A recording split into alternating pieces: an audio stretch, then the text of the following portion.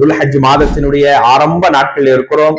அல்லாஹ் இந்த நாட்களில் எங்களுக்கு நல்ல ஈமானையும் இறை நம்பிக்கையும் அவன் நேசிக்க வாழ்வையும் தரட்டும். தோழர்களே, அல்லாஹ் குர்ஆனிலே சொல்லி காட்டுவான். 2வது அத்தியாயம் 203வது வசனம், அதாவது குறிப்பிட்ட சில நாட்களில் அல்லாஹ்வை நிறைய நீங்க திக்ர் செய்யுங்க.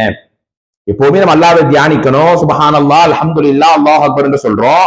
ஆனால் வளமையை விட இந்த துல்ஹஜ்ஜுடைய ஆரம்ப 10 நாட்களில் குறிப்பிட்ட இந்த நாட்கள் இவைகள் எல்லாம் இது ஹஜ்ஜுடைய இபாதத்துக்குரிய இன்ன பிற சில காலங்கள். எனவே இந்த நாட்களில் நீங்க நிறைய அல்லாஹ்வை தியானிங்க. சுப்ஹானல்லாஹ், அல்ஹம்துலில்லாஹ் என்று சொல்லுங்க. அல்லாஹ்வை நிறைய நீங்க அழையுங்க. யோசித்து பாருங்கள், இன்னைக்கு மன அமைதியை தேடி எங்கெங்கயோ போறோம்.